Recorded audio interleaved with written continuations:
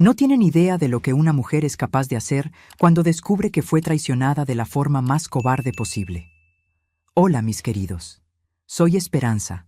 Tengo 83 años bien vividos, y hoy les voy a contar una historia que me sucedió hace casi 60 años, pero que hasta el día de hoy me da una gran satisfacción recordar. Antes de comenzar, quiero pedirles que le den like a este video, se suscriban al canal Diario de la Abuela, si aún no lo han hecho, y me digan en los comentarios desde qué ciudad están viendo. Me encanta saber de dónde vienen mis oyentes. Ahora sí, vamos a la historia que los dejará con la boca abierta. Era 1965. Yo tenía apenas 23 años, llevaba 6 años casada con un hombre llamado Armando. En aquella época, yo era una jovencita, madre de 3 niños pequeños, Alejandro de 5 años, Carolina de 3 y Bernardo, que tenía apenas 1 añito. Éramos una familia que, a los ojos de todos, parecía perfecta. Teníamos una casa propia en la calle de las Flores, un Volkswagen azul que era la envidia del vecindario, y mi marido tenía una tienda de telas que iba muy bien. Armando era un hombre de negocios respetado en la ciudad. Tenía una secretaria joven, Marilú, una muchacha de unos 20 y pocos años, bien arreglada, que trabajaba con él desde hacía 2 años. Yo nunca sospeché nada. La mujer era educada conmigo, siempre me saludaba cuando nos encontrábamos en la calle. Y yo, tonta que era, hasta la consideraba una muchacha de familia. En aquellos tiempos, los maridos salían a trabajar y las esposas cuidaban de la casa y de los hijos. Así funcionaba y yo no lo cuestionaba. Confiaba en mi marido ciegamente. ¡Qué terrible error fue ese! Fue una tarde de jueves, 13 de enero de 1965, fecha que quedó grabada en mi memoria para siempre, cuando mi vida cambió completamente. Armando había llegado a casa para almorzar, como siempre hacía. Después de la comida, se fue a bañar para volver a la tienda. Yo estaba arreglando su ropa cuando decidí revisar los bolsillos antes de guardar el traje en el armario. Era mi costumbre hacer esto para no dejar nada en los bolsillos que pudiera estropearse en el lavado. Fue cuando sentí un papel en el bolsillo interior del saco. Lo saqué y vi que era una carta, pero no era cualquier carta, mis queridos. Era una carta perfumada escrita con una letra delicada, femenina. Mi corazón se aceleró de inmediato. Algo me decía que no era buena cosa, pero necesitaba saber qué estaba escrito allí. Abrí la carta con manos temblorosas y lo que leí me hizo sentir que el suelo desaparecía bajo mis pies. Era de Marilú, la secretaria de mi marido. Y no era una carta de trabajo, no. Era una carta de amor. Escribía cosas como: mi amor, apenas puedo esperar nuestro viaje, será nuestra luna de miel. 3 meses solo para nosotros en Acapulco. Leí aquella carta unas 10 veces, intentando entender si estaba soñando o si aquello era real. La carta hablaba sobre un viaje que harían juntos, un viaje de 3 meses a Acapulco. Y lo peor, Armando me había dicho que iba a viajar solo para expandir el negocio y hacer nuevos contactos comerciales. ¡Qué mentiroso, desgraciado! En aquel momento, sentada en la cama de nuestra habitación, con aquella carta en las manos, sentí una mezcla de dolor, rabia y humillación que nunca había experimentado en la vida. Lloré mucho, muchísimo. Los niños estaban jugando en la sala y no podían verme en aquel estado. Necesité controlarme para no hacer un escándalo. Pero después que pasó la primera ola de shock, algo extraño ocurrió en mí. En vez de seguir llorando y lamentándome, una frialdad se apoderó de mí, una frialdad calculadora. Comencé a pensar con una claridad que ni yo sabía que tenía. Si mi marido pensaba que iba a engañarme de esa manera tan vil, iba a descubrir con quién se estaba metiendo. Guardé la carta exactamente como estaba y la coloqué de vuelta en el bolsillo de su saco. Él no podía sospechar nada. Cuando Armando regresó del baño, yo estaba en la cocina preparando su café como si nada hubiera ocurrido. Tomó su saco, me dio un besito en la frente y dijo: «Hasta luego, mi bien», como hacía todos los días. ¿Cómo logré fingir normalidad en aquel momento? No lo sé hasta hoy, pero lo logré. Le sonreí, le deseé un buen trabajo y me quedé viéndolo marcharse por la ventana. Solo cuando su coche desapareció de vista, me permití que las lágrimas volvieran a correr. Esa misma noche, Armando llegó a casa y anunció oficialmente el dichoso viaje. Dijo que había surgido una oportunidad de negocios en Acapulco, que iba a estar 3 meses por allá, que era importante para el futuro de la familia. Mintió en mi cara. Mintió a mí y a sus hijos como si fuera la cosa más natural del mundo. Fingí que estaba preocupada por el viaje. Pregunté si iba a estar tanto tiempo solo, si no iba a sentir nostalgia. Y ese canalla todavía tuvo la cara dura de consolarme, diciendo que iba a telefonear siempre, que iba a mandar cartas, que cuando volviera traería regalos para todos nosotros. ¿Qué actor era? Dios mío. Si hubiera Oscar para marido mentiroso, él ganaba en la categoría principal. Durante los días siguientes, Armando estuvo organizando todo para el viaje. Decía que iba a viajar a principios de febrero y volvería solo en mayo. 3 meses enteritos para disfrutar la luna de miel con su amante, mientras yo me quedaría en casa cuidando de los 3 hijos sola. Pero yo tenía otros planes. Planes que él ni soñaba que yo sería capaz de hacer.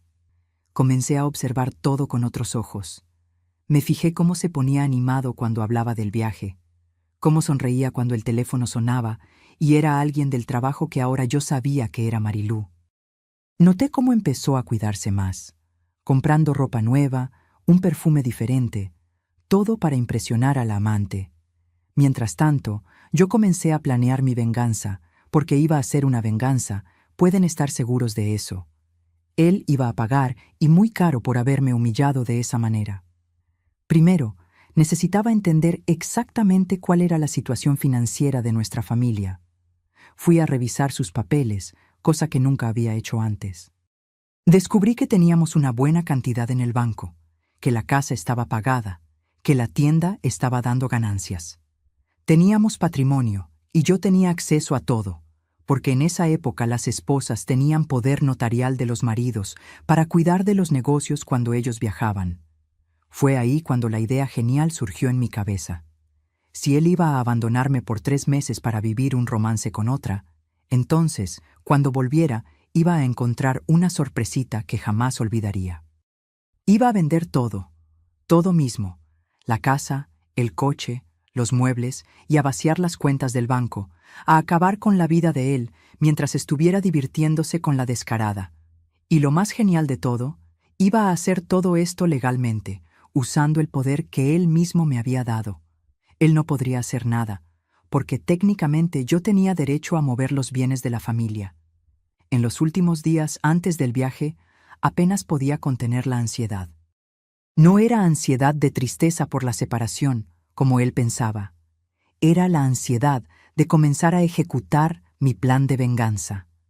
En la víspera del viaje, Armando hizo un discurso emocionado sobre cómo iba a sentir nostalgia, cómo aquel viaje era importante para nuestro futuro, cómo yo era una esposa comprensiva.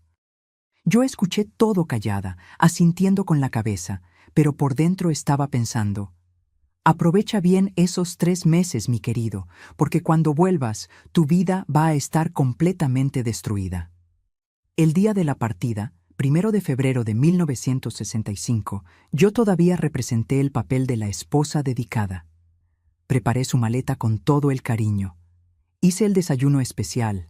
Hasta lloré un poquito en el momento de la despedida para dar más realismo a la escena. Él me abrazó, besó a los niños, prometió escribir siempre y partió en su Volkswagen azul rumbo a la estación de autobuses. Yo me quedé en la puerta haciendo adiós con la mano hasta que el coche desapareció de vista con los 3 hijos a mi lado. Tan pronto como él desapareció, respiré hondo y pensé: ahora comienza la verdadera diversión. Los próximos 3 meses iban a ser los más intensos de mi vida. Y cuando Armando volviera de la luna de miel con Marilú, iba a descubrir que se metió con la mujer equivocada. Mis queridos, ahora les voy a contar cómo ejecuté la venganza más calculada y silenciosa que una mujer jamás hizo. Durante 3 largos meses, mientras mi marido se divertía en Acapulco con aquella descarada, yo estaba aquí transformando su vida en un verdadero infierno. Y él ni soñaba lo que estaba ocurriendo.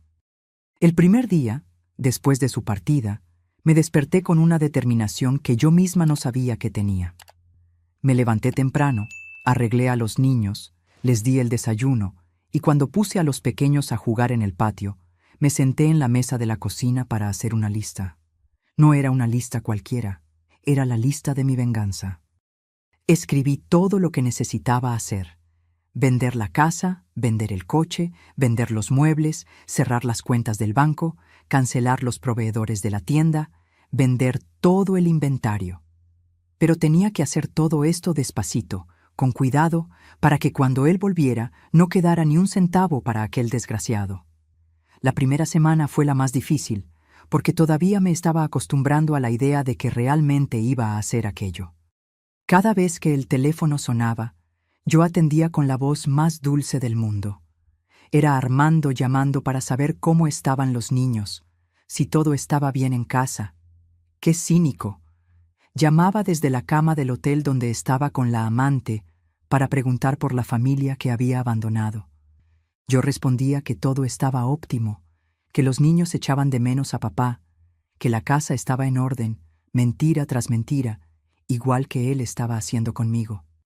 La diferencia es que mis mentiras tenían un propósito: proteger mi plan hasta el momento correcto. En la segunda semana de febrero comencé a poner manos a la obra de verdad. Primero fui al banco. Llegué allí muy arreglada, con mi mejor ropa, llevando el poder notarial que él me había dado.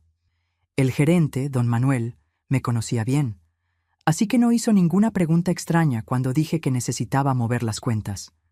Comencé despacito. Primero saqué una cantidad menor, diciendo que era para algunas reformas en la casa.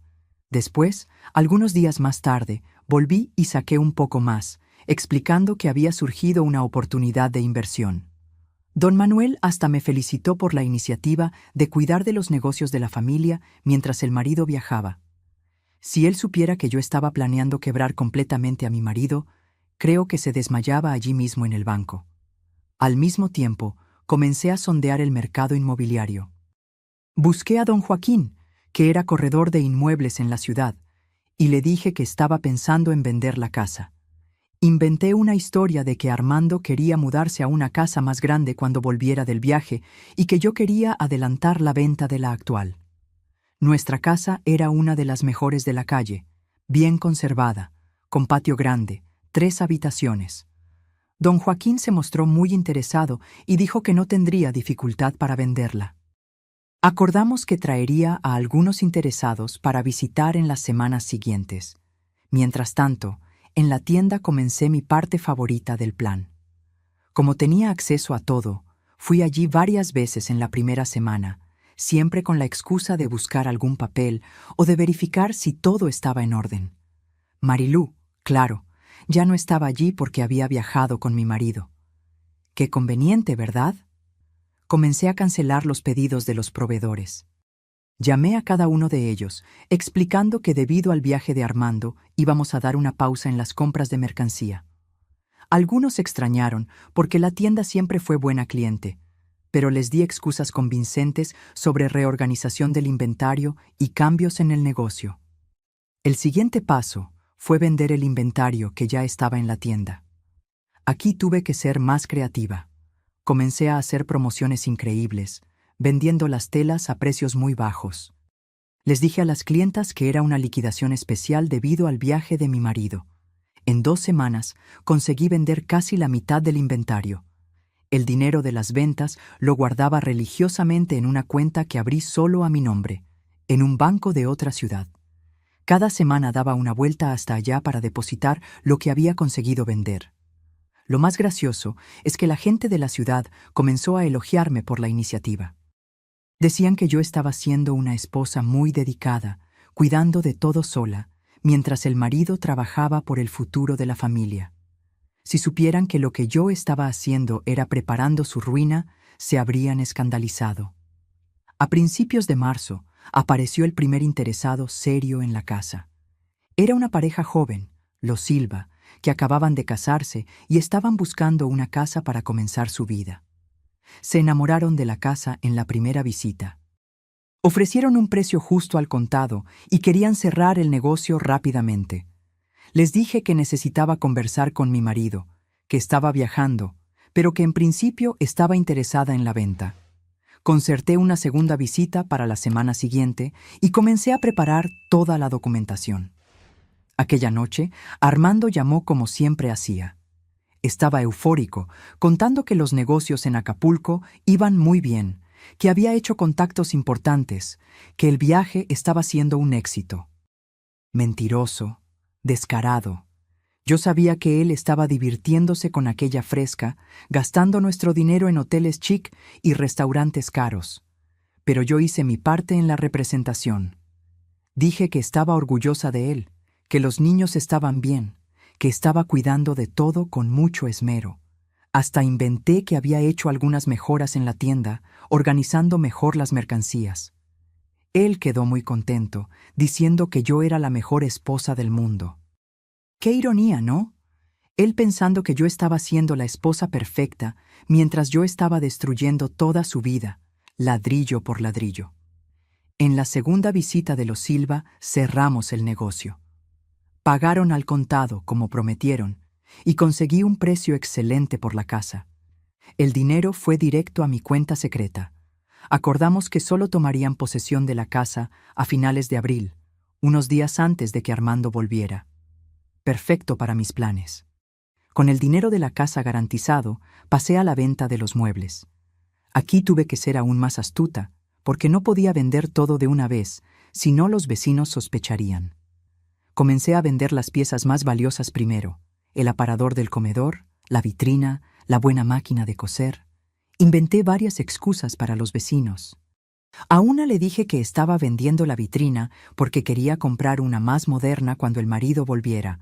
A otra le expliqué que la máquina de coser estaba dando problemas y prefería venderla ya para comprar una nueva. Siempre tenía una explicación convincente para cada venta. La gente de la ciudad comenzó a comentar que yo estaba llena de planes y cambios para cuando Armando volviera.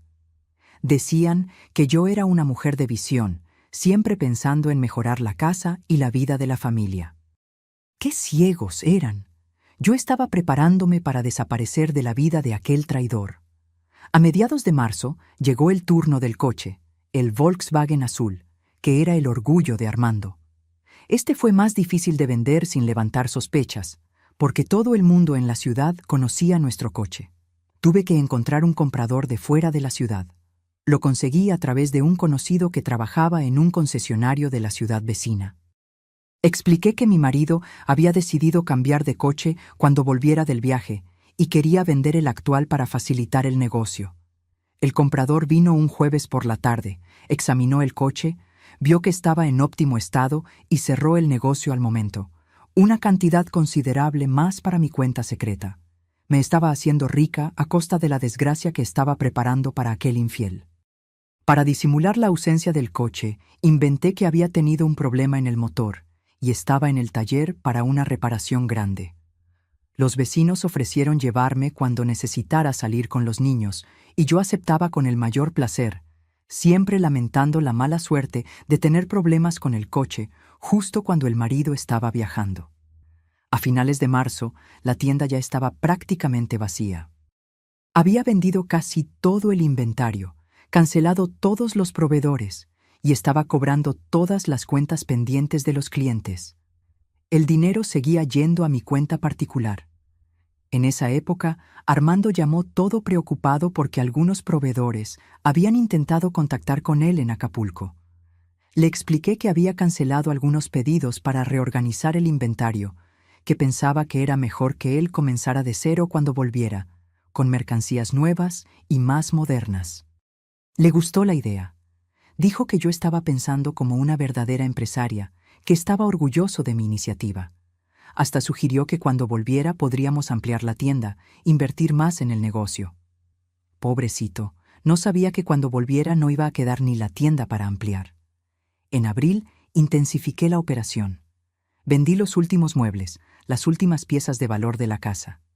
Limpié completamente las cuentas bancarias, dejando apenas unos pocos pesos para no levantar sospechas.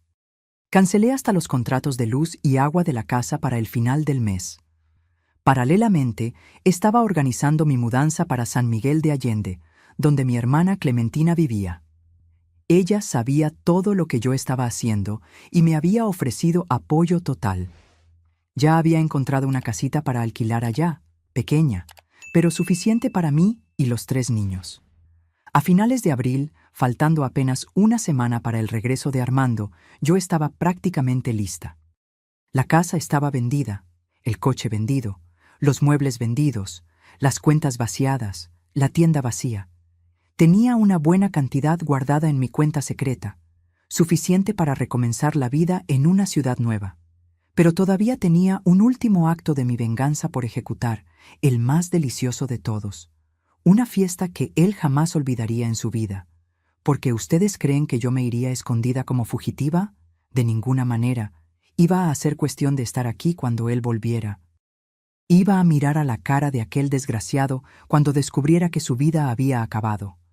Y la fiesta que yo estaba planeando iba a ser el gran final perfecto de mi venganza. Mis queridos, ahora viene la parte más deliciosa de toda esta historia. La fiesta que organicé para recibir a mi marido fue la cosa más genial que hice en mi vida. Ustedes van a quedarse con la boca abierta cuando sepan cómo ejecuté el golpe final en la vida de aquel traidor. Faltaban apenas 5 días para el regreso de Armando, cuando comencé a preparar mi obra maestra. Durante 3 meses había destruido silenciosamente toda la estructura de su vida, pero ahora quería que toda la ciudad presenciara el momento en que él descubriría su ruina completa. La idea de la fiesta surgió una mañana de domingo, cuando estaba en la iglesia con los niños. Durante la misa, me quedé observando a todas aquellas personas de nuestra comunidad, personas que conocían a nuestra familia, que respetaban a mi marido, que pensaban que éramos el ejemplo de familia feliz y próspera. Fue ahí que pensé, qué cosa maravillosa sería si todas estas personas supieran la verdad sobre quién era realmente Armando. Salí de la iglesia con la mente hirviendo de ideas. Pasé el domingo entero planeando cada detalle de la fiesta. Sería una fiesta de bienvenida, una recepción cariñosa para el marido que volvía de un largo viaje de negocios. Al menos eso es lo que todos pensarían. El lunes por la mañana comencé a repartir las invitaciones por la ciudad. Fui de casa en casa, de tienda en tienda, invitando a todo el mundo. Decía que quería hacer una sorpresa especial para Armando, que él merecía una recepción a la altura después de 3 meses trabajando duro por el futuro de nuestra familia.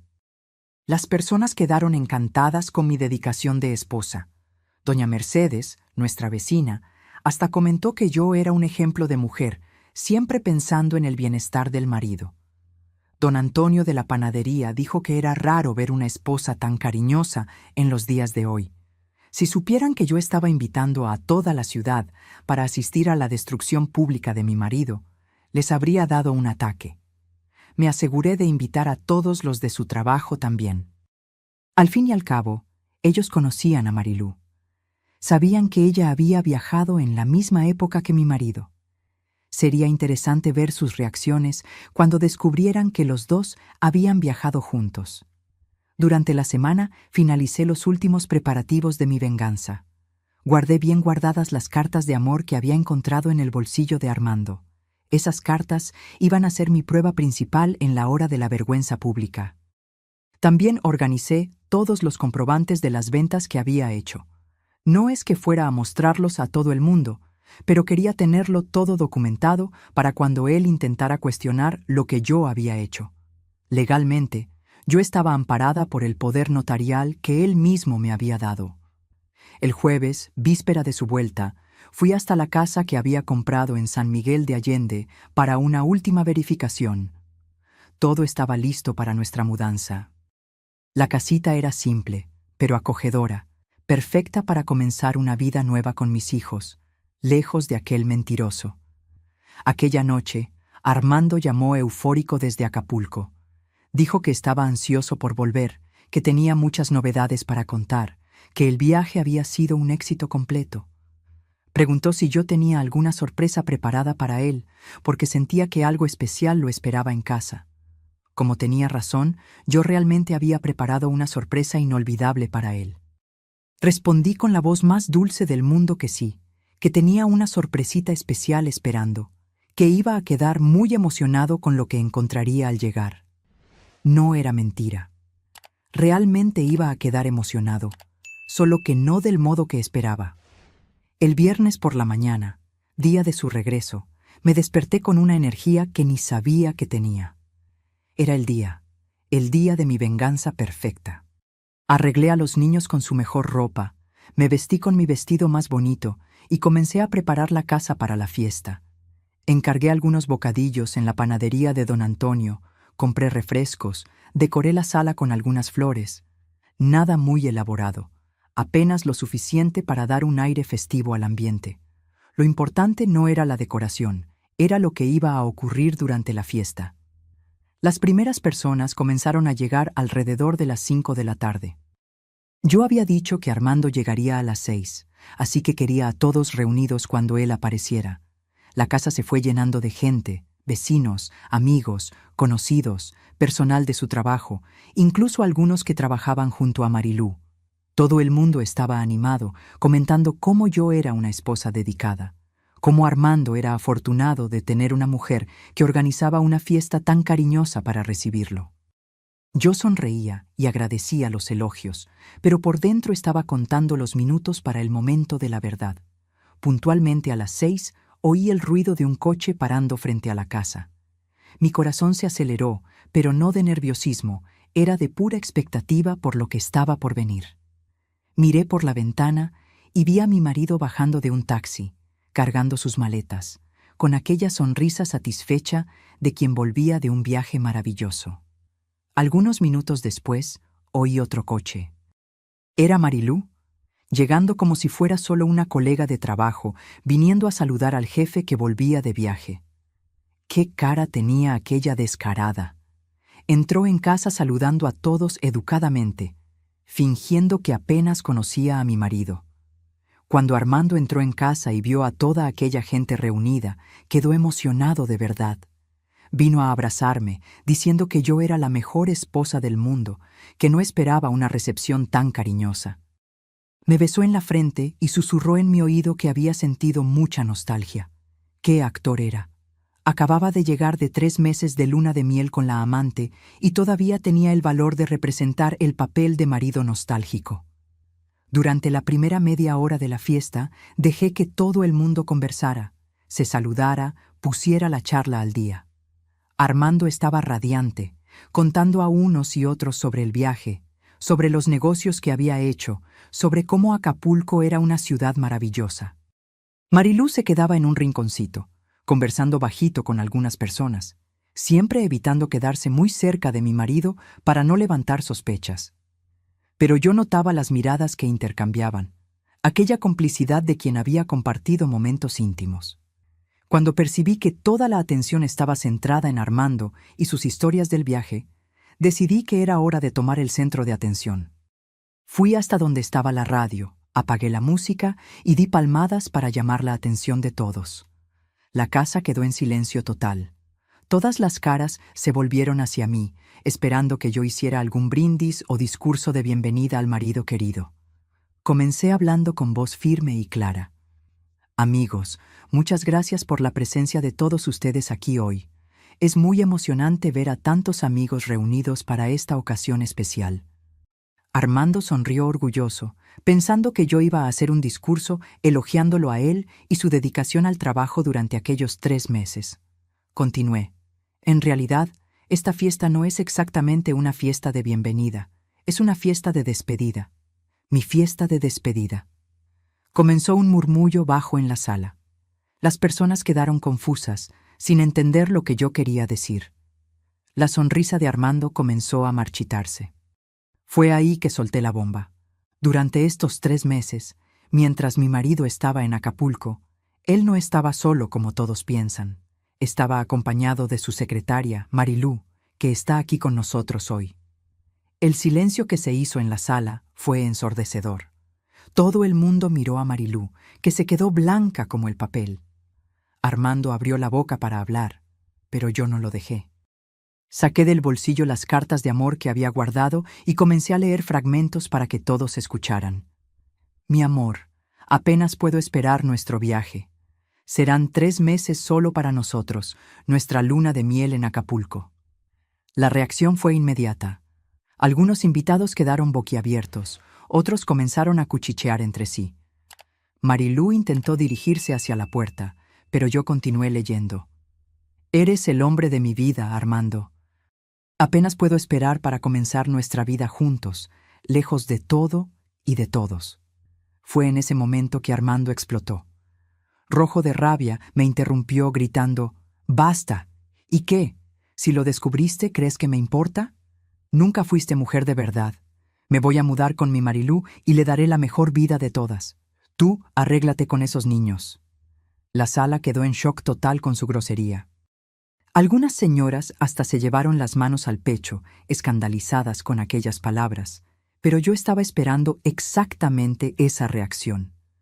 Con la sonrisa más tranquila del mundo, respondí, «Qué bueno que dijiste eso, Armando, porque ahora puedo contar el resto de la historia a todos». Y ahí vino el golpe de misericordia.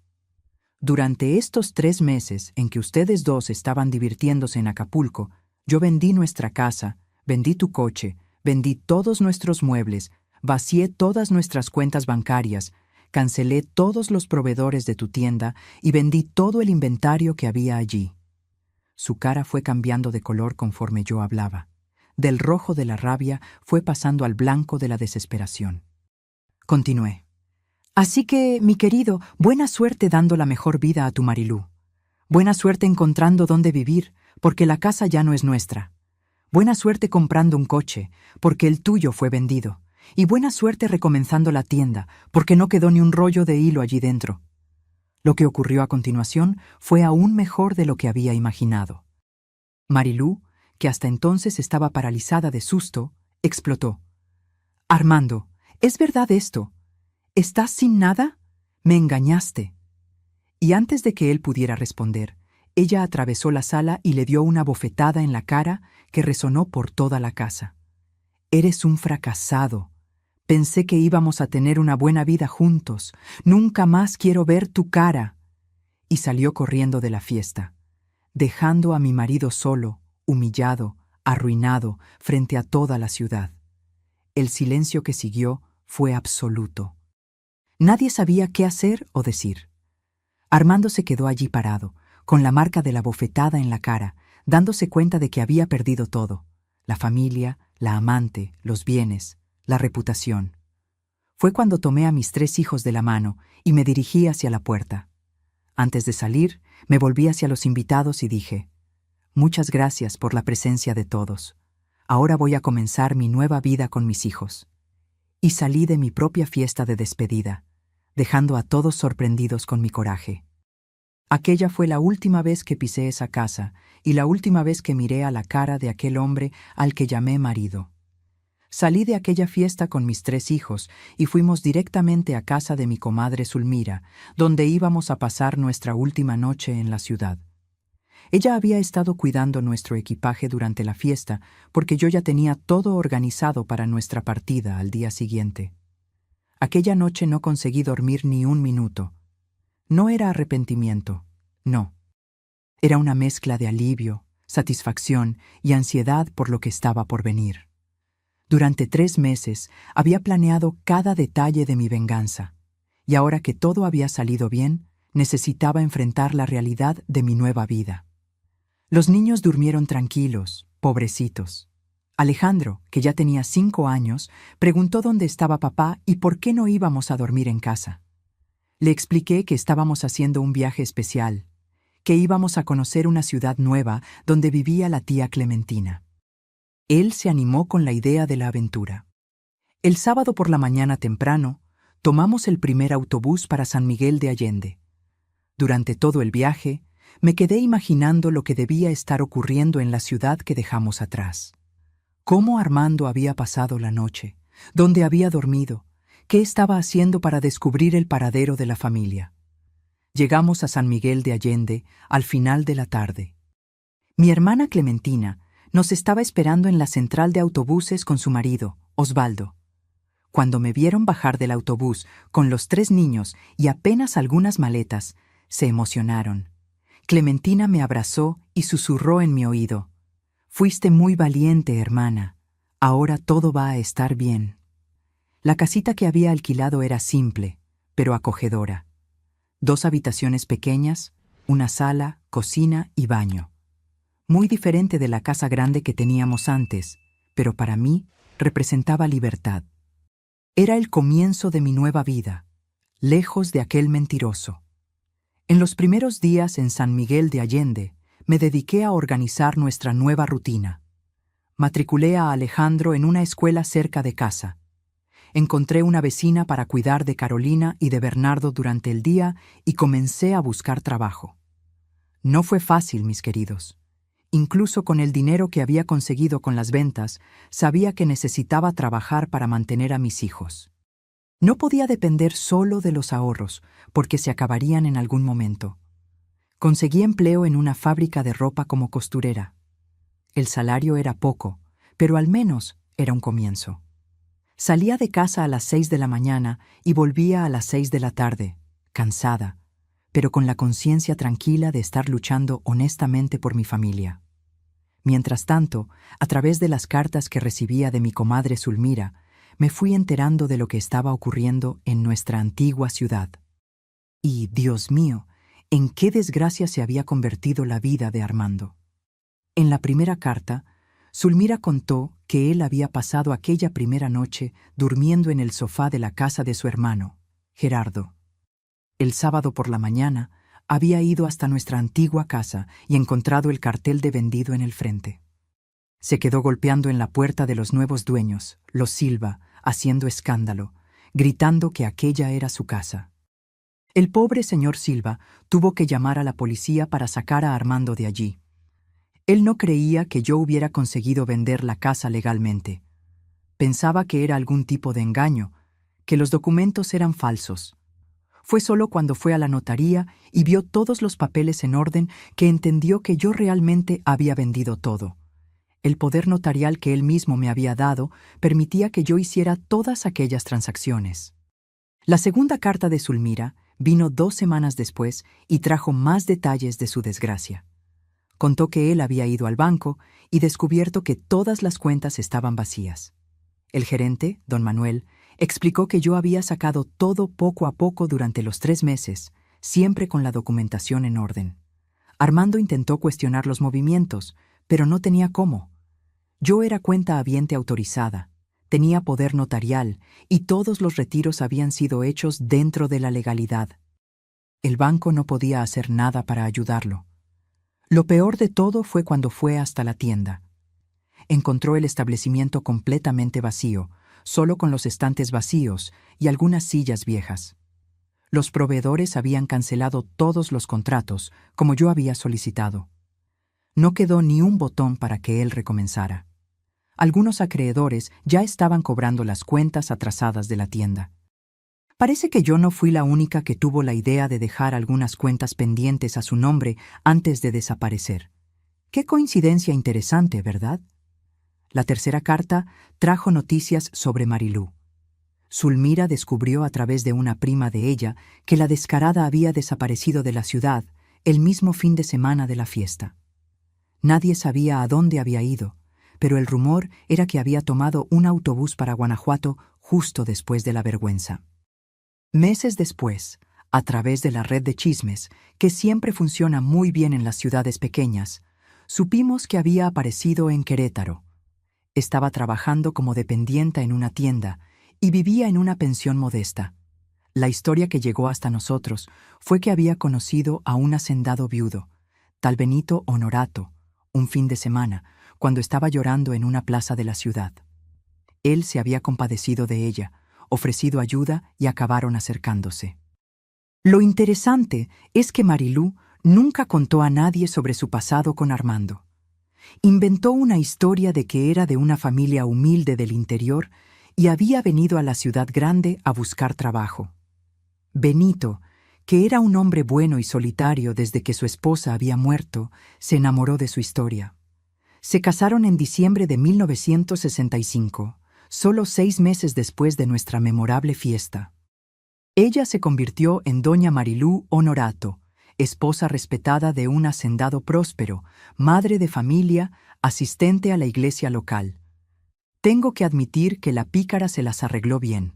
Consiguió lo que quería, una vida estable y confortable con un hombre que la respetaba. La diferencia es que esta vez no necesitó destruir una familia para conseguirlo. Mientras tanto, la situación de Armando solo empeoraba. Por las cartas de Zulmira, supe que había intentado reconstruir la tienda, pero sin dinero para comprar mercancía y sin credibilidad con los proveedores, no consiguió hacer funcionar el negocio.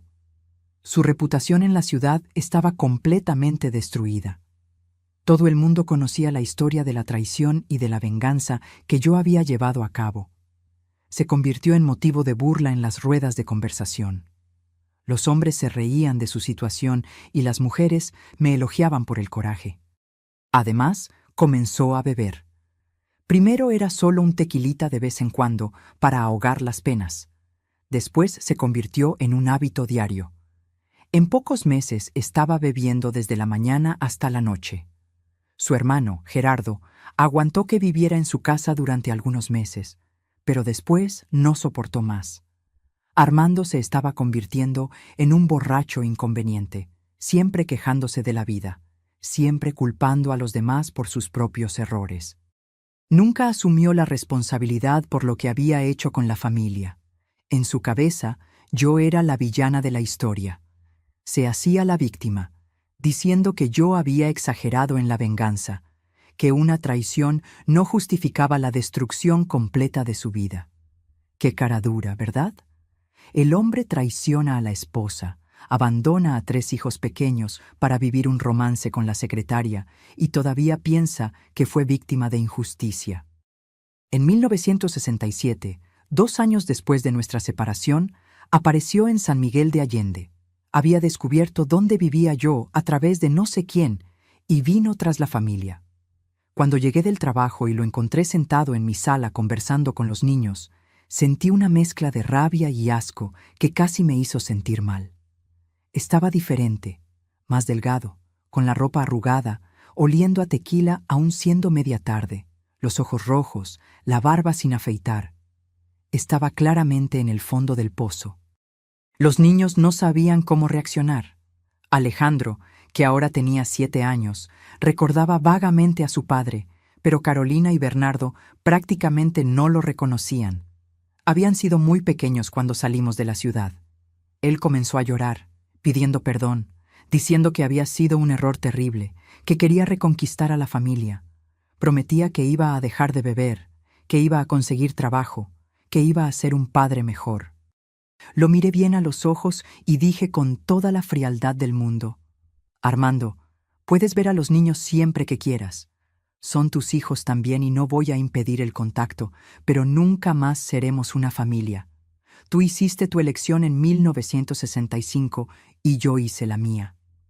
Expliqué que podía visitar a los niños, pero que yo jamás volvería a vivir con él, que había reconstruido mi vida, tenía un trabajo honesto y no iba a tirar todo por la borda por causa de un hombre que me había traicionado y humillado.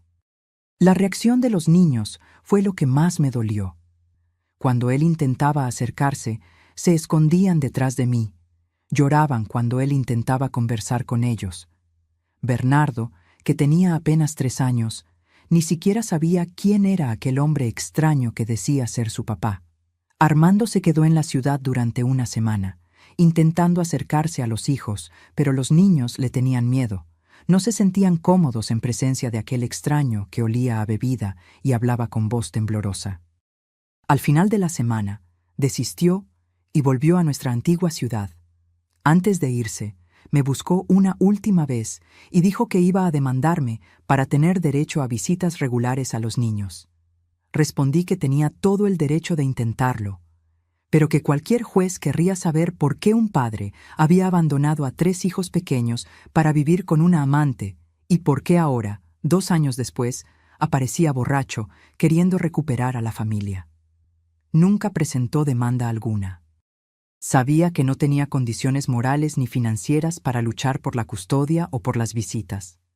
Esa fue la última vez que conversamos cara a cara. Después de eso, nuestra comunicación se limitó a los recados que él mandaba a través de terceros, siempre pidiendo noticias de los niños, siempre prometiendo que iba a recuperarse y volver para buscar a la familia. Promesas que nunca se cumplieron, mis queridos. La vida de Armando solo fue cuesta abajo a partir de ahí. Mis queridos, ahora les voy a contar cómo terminó la vida de cada persona de esta historia. Porque la vida tiene una forma muy interesante de hacer justicia y cada uno cosechó exactamente lo que sembró.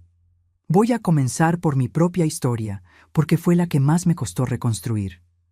Después de aquella visita de Armando en 1967, continué mi vida en San Miguel de Allende, trabajando duro en la fábrica de ropa y criando a mis 3 hijos sola. No fue fácil, trabajar todo el día, llegar a casa cansada y todavía tener que cuidar de los niños, ayudar con la tarea, hacer comida, lavar ropa. Muchas noches caía en la cama exhausta, pero siempre con la conciencia tranquila de estar haciendo lo mejor para mis hijos. El dinero que había conseguido con las ventas se fue acabando poco a poco. Lo usé para complementar el bajo salario de la fábrica, para comprar material escolar para los niños, para pagar medicinas cuando alguien se enfermaba. En 1970, 5 años después de nuestra llegada, ya había gastado casi todo. Fue en esa época cuando conocí a Juan Carlos. Era viudo, había perdido a su esposa 2 años antes y trabajaba en ventas en una ferretería de la ciudad.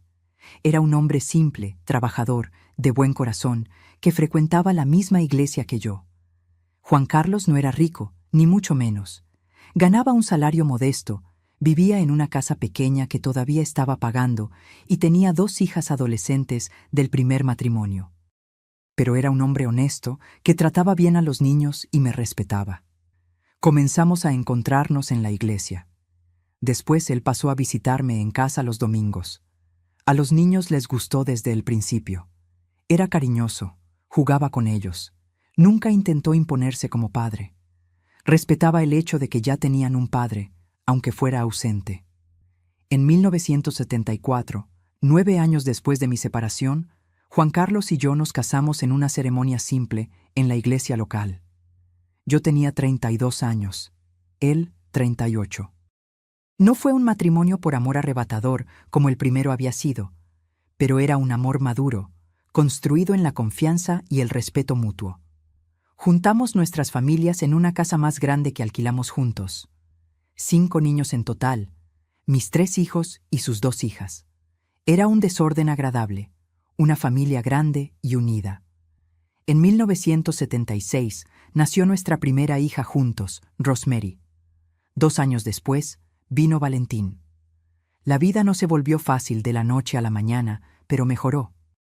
2 salarios en casa, aunque modestos, daban más seguridad. Conseguimos comprar nuestra casa propia en 1980, un terreno donde construimos una casa sencilla, pero confortable. Mis hijos crecieron considerando a Juan Carlos como su verdadero padre. Él los crió con cariño, ayudó en la educación, regañó cuando era necesario, celebró los logros. Para ellos, Armando era apenas una sombra del pasado, alguien que habían conocido cuando eran muy pequeños. Sobre Armando, las noticias que llegaban hasta mí a través de las amigas de la antigua ciudad no eran nada buenas.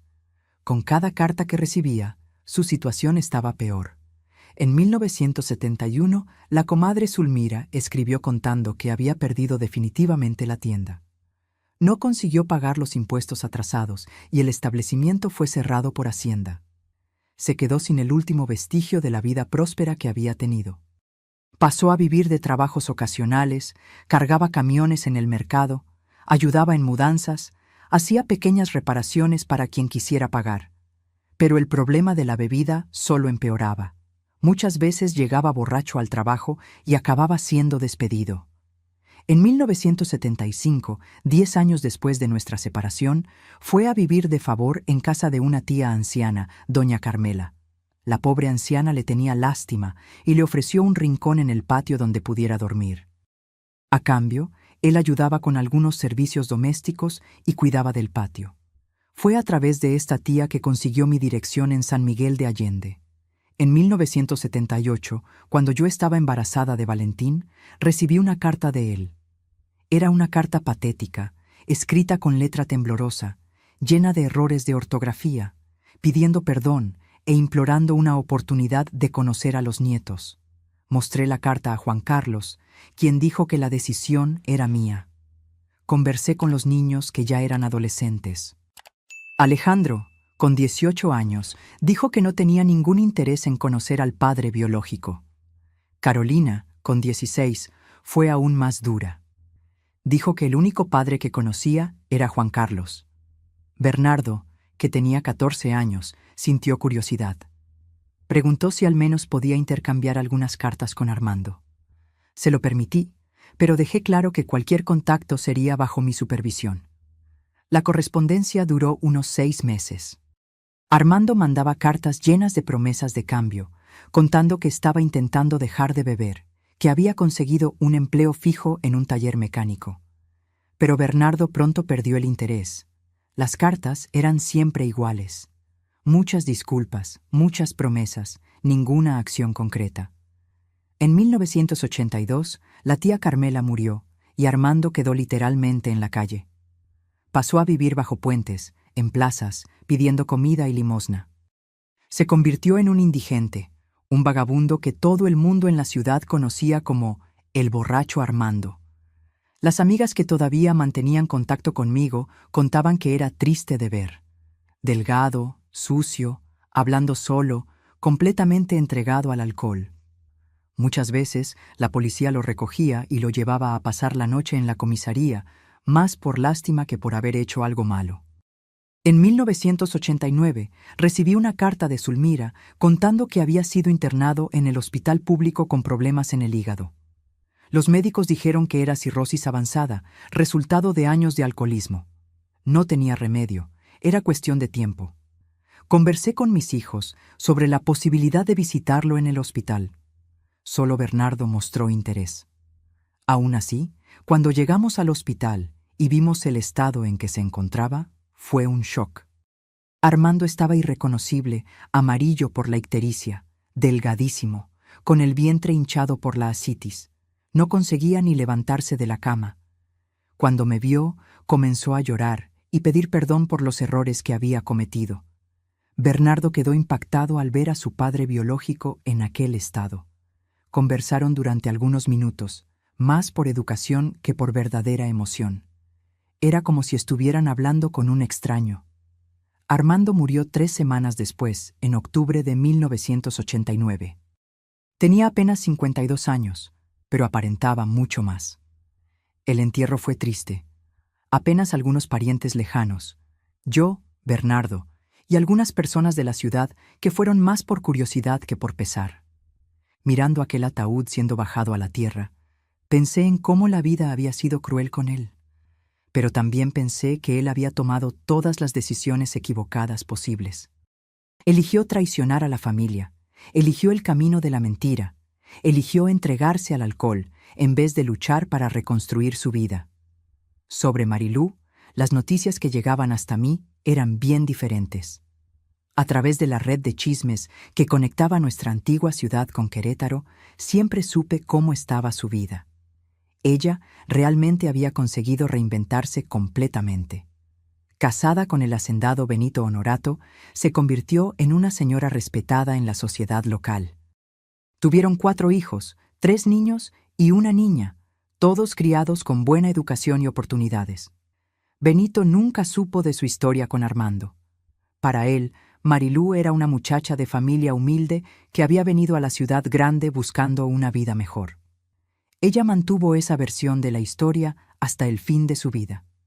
Participaba en grupos de la iglesia, organizaba bazares benéficos, era conocida como una mujer caritativa y dedicada a la familia. Irónico, ¿no? La misma mujer que había destruido una familia se convirtió en ejemplo de virtud familiar. Benito murió en 1998, a los 78 años, dejando a Marilú viuda y bien posicionada. Ella heredó la hacienda, las tierras, una buena cantidad en el banco. Los hijos ya eran adultos y bien encaminados en la vida. En 2008, cuando yo ya tenía 66 años y estaba jubilada, supe que Marilú había tenido un derrame cerebral. Estuvo algunos años debilitada, cuidada por los hijos, hasta morir en 2010, a los 73 años. Su entierro fue una conmoción en Querétaro.